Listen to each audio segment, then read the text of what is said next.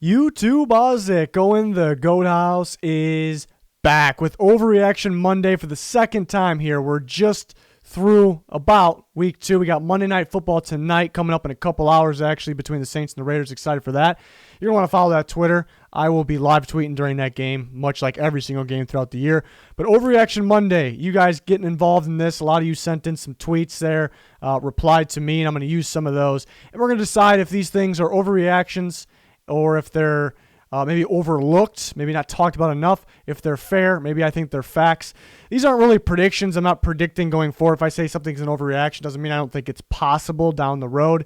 But kind of looking at things right now, where they sit right now, and maybe some things that happened in week 2 that kind of create people to overreact from, different things and maybe expect a little too much. So that's what we'll be talking about today. I'll be breaking these down, and we have plenty other videos on the channel, plenty more to come. Got all kinds of predictions every single week, so you're going to want to subscribe. Trying to reach that 60K subscriber goal. Like I said, we got a Twitter, Instagram, Patreon, podcast, plenty more. Real quick, the Patreon, lots of extra content there. Junior score predictions. I got my locks of the week. We did really well on those this past week, so excited for another week of those. Plenty more content, as you can see. Playoff predictions will come in the near future and continue to update those every week. Also update mock drafts once we're ready. We'll do those actually in season, but those will be coming. But on to the video. So this is it's tough to tell you guys what I'm looking for exactly, what kind of statement or overreaction, whether you believe it or not. But this is a perfect example here from Noah here. Teddy Bridgewater is not it for the Panthers. Now, he doesn't necessarily believe this. It's just something, or maybe he does. It's just something that I think fits what I'm looking for here. Because week 2 just passed, pretty much Sunday action of football. Teddy Bridgewater, kind of hot and cold. Made some big plays, but then he did turn the ball over a bit, and it seems to be a pretty hot topic right now. Is that... you see some Panthers fans already talking about Trevor Lawrence or who they're going to target, and maybe Bridgewater is the short-term answer. So this is exactly what I'm looking for. Teddy Bridgewater is not it for the Panthers, and I'd say I'm actually going to say that's an overreaction here, especially this early. It's pretty early, so we're kind of used to overreactions, but not really just because of that. I think it's an overreaction. I think, he can't really turn the ball over like that.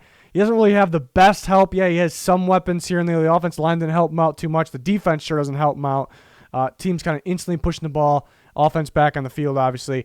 But, I've seen some good things from Teddy Bridgewater, some things that we actually haven't seen from him. When he was healthy in Minnesota, he was pretty good, mainly because of accuracy and, being able to move outside the pocket, being able to move, make people miss, downfield as well.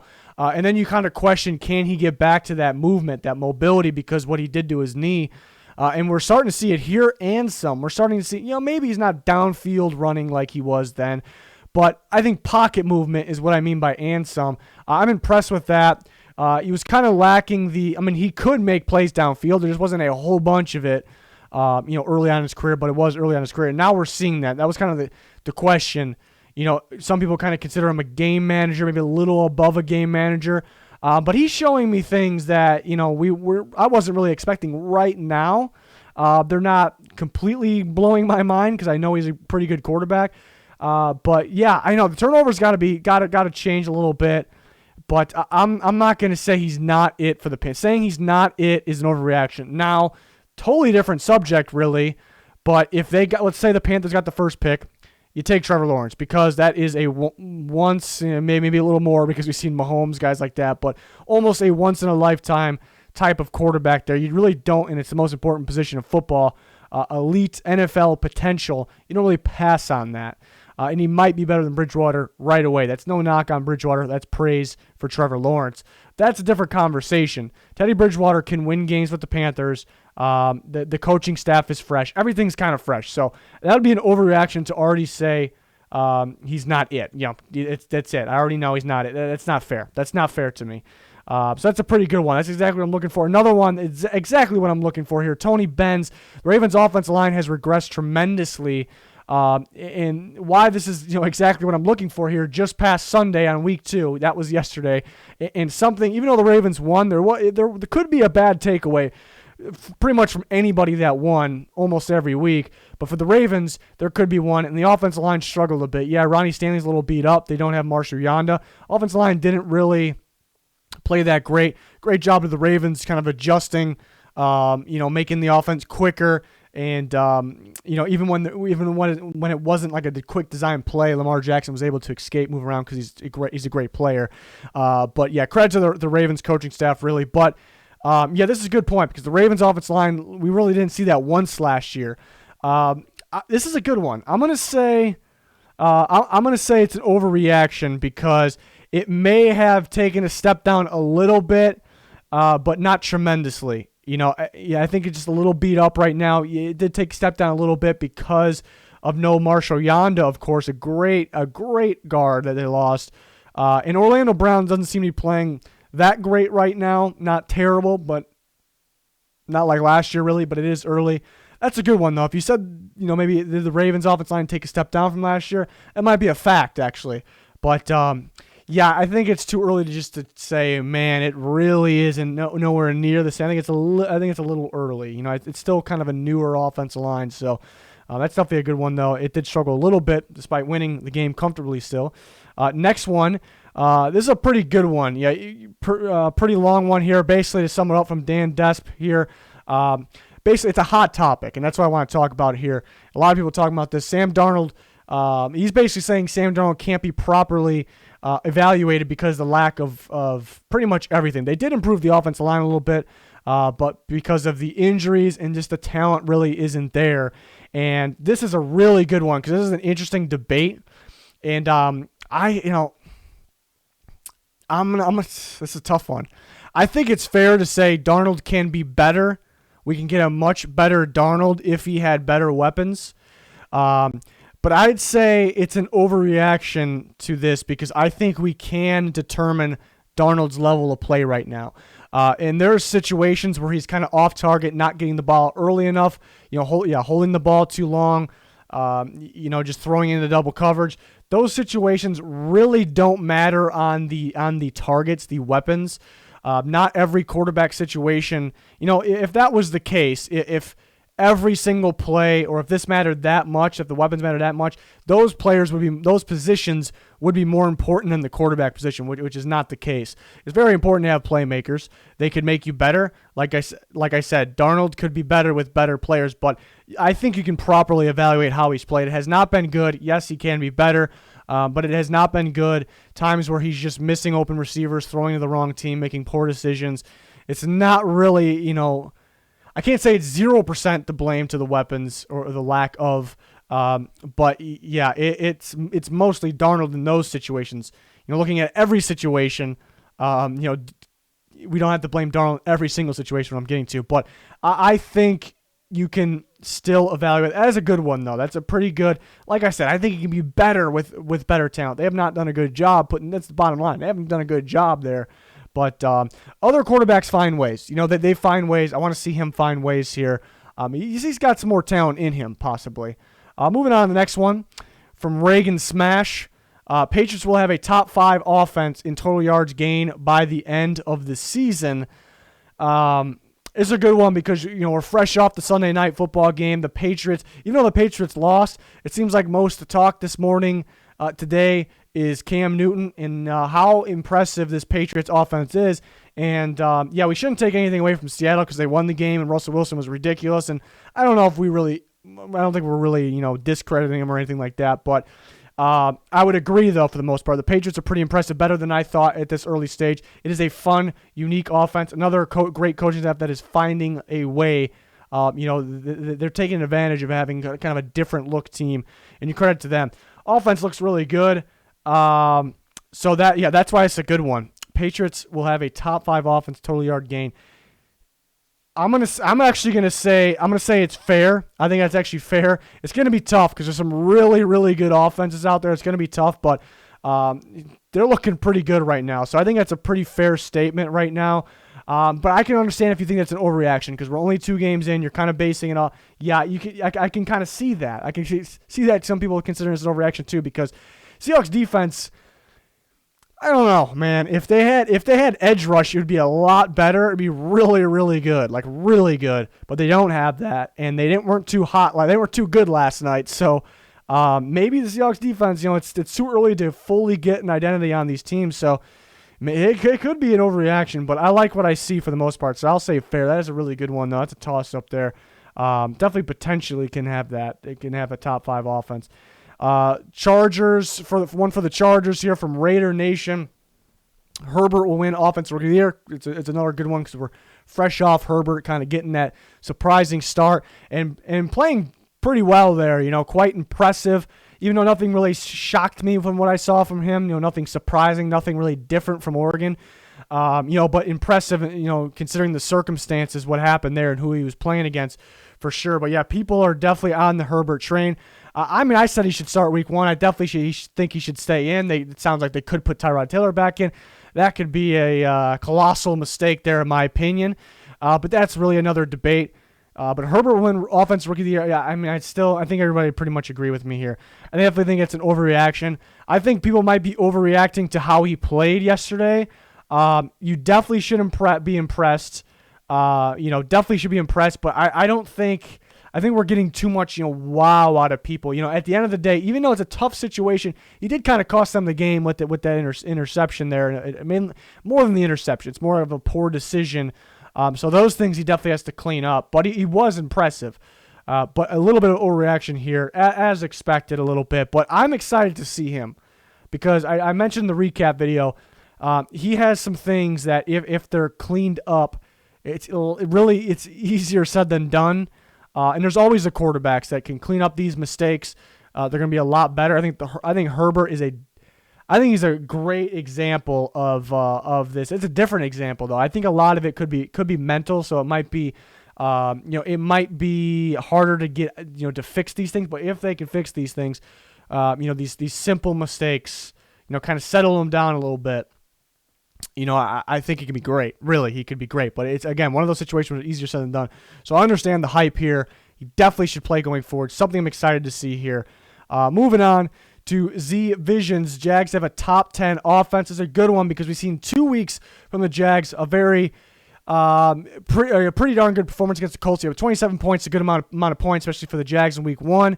They were consistent. They were accurate. Didn't make mistakes. And then you look at week 2, there were some mistakes there, but there were some big plays, some wild plays, and they scored 30 points on a very good defense in the Tennessee Titans, or which we expect to be a very good defense. But yeah, so people could be saying, this offense looks explosive. This is a top 10 offense. And okay, again, these aren't predictions. They definitely can be a top 10 offense. But I still think this is an overreaction at this point. 2 games in, I don't think that was the actual Titans defense. I think we're going to see, it's impressive. It is very impressive. Nobody expected that. But I think the Titans defense is, definitely much better than that. Not at full strength there. And against the Colts, still a little iffy on the Colts, especially their defense.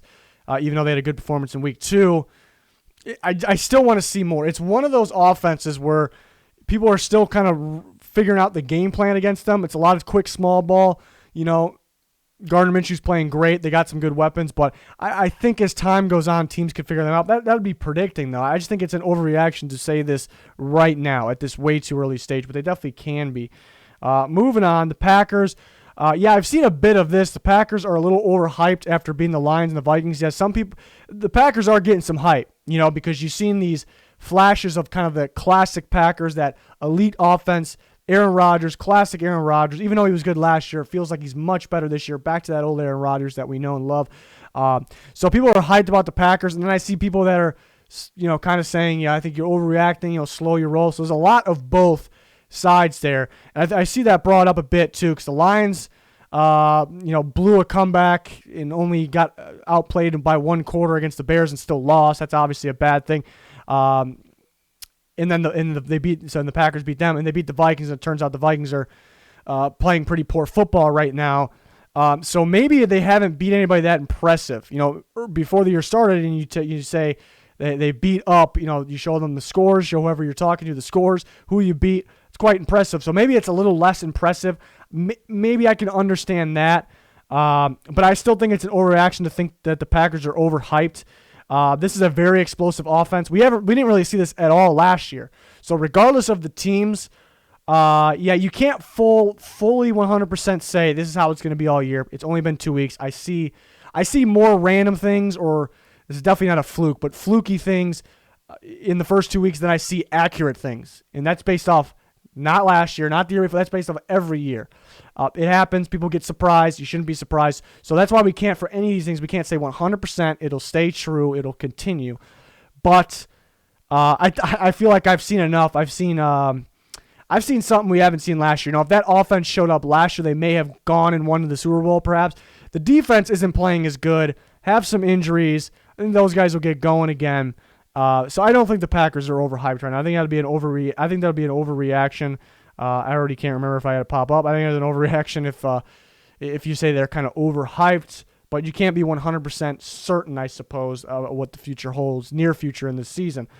But yeah, they're looking good. Aaron Rodgers, Aaron Jones, Devontae. I mean, these guys are explosive, as dominant as ever. So it's pretty exciting stuff here. Here's one, pretty long one from Kolbjorn Bergstrom here. Hopefully I got the name right. Did I say? I'm already messing up here. Matt was the last one. Matt Villarreal there. Almost forgot to give the shout out. So Bergstrom here.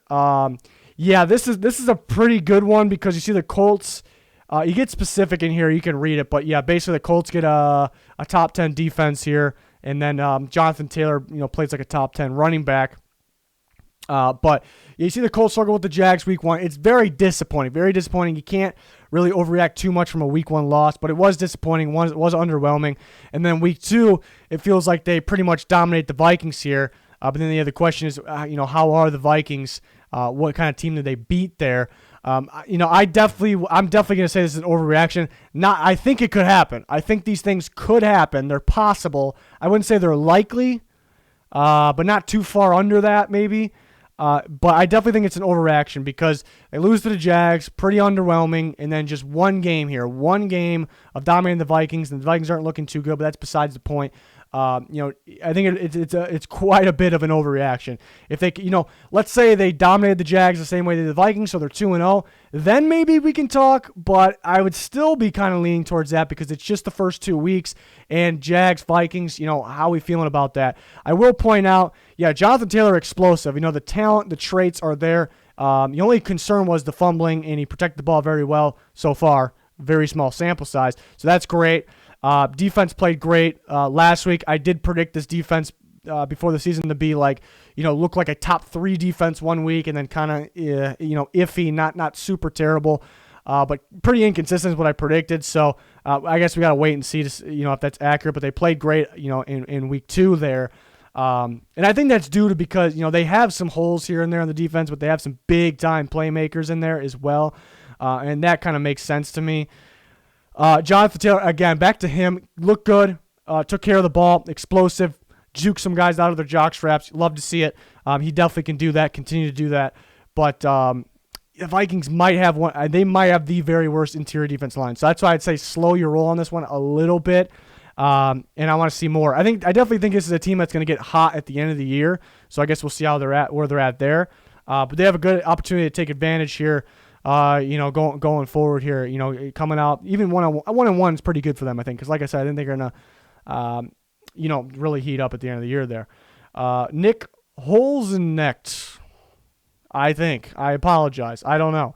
DK Metcalf will be a top 10 receiver by the end of the year. I like this one. I'm gonna say this is fair right off the bat. I think this is fair. That's high praise. DK Metcalf's an absolute freak. It looks like Tyler Lockett. I was saying this earlier. Tyler Lockett might not even be the best receiver on his team anymore, and that's a really good receiver. DK Metcalf, total package. It's not really a surprise. He was in the top 15 of my big board last year. I think a lot of years out there, if he made a big board, he was probably up there. But for some reason, the league didn't really have him up there. It's really not too shocking, but it's very, very impressive. And what this freak player is able to do. And the only question for me and a lot of people, I think, coming out of Ole Miss was, can he stay healthy? So if he stays healthy, I think he can be known as a top 10 receiver. He is that good. The Seahawks they're fortunate to have him there, and it was a good job making that pick. It was a no-brainer pick, but Yeah, big-time game last night against the Patriots. Guy's a stud. He was giving Gilmore the work there, too. Gilmore's a great corner, maybe the best in football. So I actually say that's fair. That's a pretty good one from Nick there. We got from ACAB, the 2020 Eagles are a bad football team. It's a tough one because they look pretty bad right now. Carson Wentz looks bad. It's crazy. You got Miles Sanders it's only his first game, put the ball on the ground. They're pretty healthy at receiver. Alshon Jeffrey missed week 1. Defense a little beat up. I know we didn't expect a whole bunch from the defense. They got some spots they got to fill. They got some holes there, and they got some injury concern. I'm gonna say overreaction right now. They kind of look like a bad team right now, but I think they're too well coached. I think they'll figure things out. They'll figure out how to adjust, how to get the job done. They'll find a way. I keep bringing that up. They're one of those teams that can find a way. Still, they have the playmakers. Carson Wentz got to go out there and play better. He doesn't really have the excuse right now of the no receivers. People were really hyping up this receiver unit. I wish they can use Jalen Reagor. It seems like they're sending him on verts mainly. I want them to use him screen pass, end arounds, get him in the backfield, and I think they will. Quick slants, everything. Guy can do everything. So I think they will, and that's just a small piece. I think they get going. They should get healthier. There's some guys that obviously won't help them in that regard because they're out for the season. But they should get healthier here, but I think it's an overreaction. But I hesitate to say that because they do look kind of bad right now. And then moving on to the next one. Yeah, I made some here. I think right off the bat here, another one. The Vikings are a bad team, and this actually, I'm gonna put fair here. They just look like a pretty bad. They look like a really bad football team right now. It's tough though because there's talent there, but it's a team that I think I talked about the Eagles, Doug Peterson, guys like that. They find a way. I trust that they'll find a way. I don't know if I trust the Vikings staffing, the offense staff to find a way. It's pretty predictable offense, nothing unique about it. So I don't know if there's any finding a way. I think they'll find a way. I think they'll find ways to get better. They do got a tough schedule coming up, but I think they'll find ways to get better at some point. But will they find ways to overall be that much better and be a consistent team? I struggle, even though they got the talent. I struggle. I think they rely on specifically staying in games so they can use the run game because the run game is really good. We haven't really got the full load at all yet, but it really is one of the better running games in football. There's no doubt in my mind. If they get the chance, they've not got the chance yet. So I think they rely on that chance being there, and that's bad. That's bad. It doesn't look like there's enough. This always felt like a team that had a lot of fire, energy. I'm not feeling that right now. So the Eagles, I trust a little more to bounce back out of it. Vikings definitely can, but they really do feel like a bad team. So I think it's fair right now. I don't know if I can say fact, even though I'm almost tempted to after 2 games though. But it's pretty bad. It felt like it's bad. It's bad right now. It feels like they're beating themselves, at the same time as the other team dominating them. It's bad. It's bad. 49ers are no longer a contender, due to all these injuries, a ridiculous amount of injuries. Are they no longer a contender? It's a tough one. I think the answer is here. I'm going to go overreaction. But because I think they're a very well coached team. They still have a lot of talent. They know how to draft, and therefore they have rotation. They have depth. They have guys stepping up. If Garoppolo's out, then yeah, Nick Mullins isn't a bad backup at all. But if Garoppolo's out long term, which he's not, then maybe we can talk again. But I still want to. I think they're less of a contender. If it was, are the 49ers less of a contender? It's 100% fact. It's a fact at this point. Unfortunate injuries, of course, that would be the legitimate reason. But no longer a contender at all. It's a tough one because getting to the playoffs is one thing, and then winning consistently against the best, getting to the Super Bowl, we hear all these guys talk about, and you almost can see it on the field every year. The Super Bowl is a whole different game. Actually winning that, for the Niners actually too, actually winning that thing, they outplayed the Chiefs most of that Super Bowl, still couldn't do it. Actually winning that thing is even another step further. So maybe it's a lot more of a long shot now with all these injuries and, being able to get through all that. But I would say it's an overreaction to say they're no longer in general.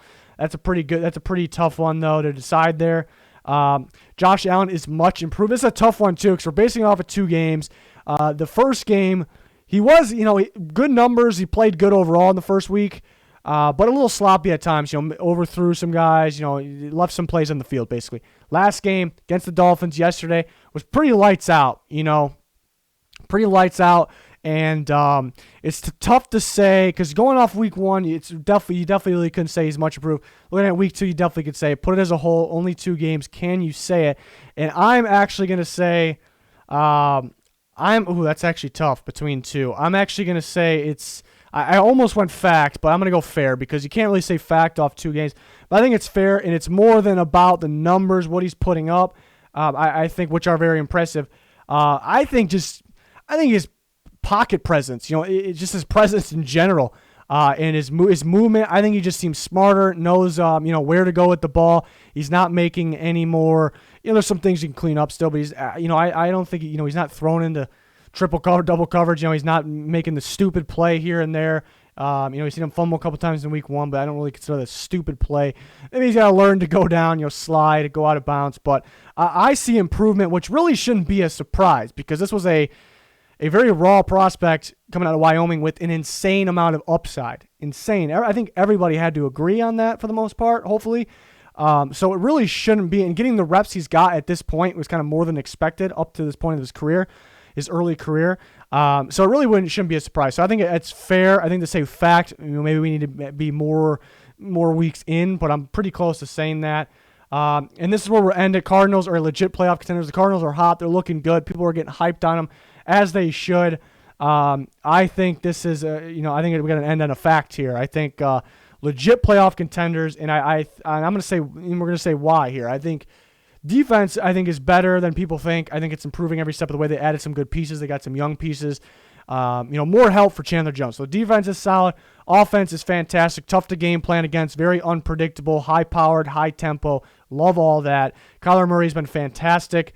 Very hard to stop. You keeping them on. You're keeping teams on their toes because the running ability. Sometimes you know what's coming. Can't stop it. And obviously he can air the ball out. He has a ton of weapons, but DeAndre Hopkins, he has the run. Yeah, he has the weapons. The offensive line is the only thing that's a concern, but they kind of game plan around that. They find ways around that. Credit to Kingsbury there and that staff. They find ways to make it work. A guy like Kyler Murray with his movement ability and throwing the run ability, he finds ways to make it work. So all those reasons, they can play. They can beat pretty much anybody. I'm not saying by that they're gonna beat everybody all the way through. I'm not really saying that, obviously, but they can play with pretty much anybody. I like their schedule. That's another thing that factors in. I really like their schedule. They're starting up 2-0. They're legit playoff contenders. We could take another step further. I think they can win in the playoffs. Can they consistently go game after game? I think it's definitely too early to tell, but maybe that's a little on the not a long shot, but kind of getting close to that side. But definitely legit playoff contenders. I think everybody, even myself, are kind of borderline. Are they in or out? Maybe it's a little early in terms of the playoffs being, before the year started. But now I think we're all starting to kind of get in there, especially with some other disappointing teams. Definitely helps the Cardinals. But yeah, again, it's really early. Again, every single year, the first 2 to 3, I always say. And, I've been saying this for years, and it's not really me saying it. It's just accurate. It's what actually happened. The first 2 to 3 weeks of every year, they're pretty random. You really can't have predictions of the future. You can if you want, but you can't really guarantee or have, confident predictions of the future based off the first 2 or 3 weeks. And then given that there was no preseason this year, maybe that expands to, by the time we get to 4 or 5, we're going to have to start, identifying teams here. But yeah, so you never know. And that applies to everybody. There's teams that we feel pretty good about. There's teams that we're a little iffy on still.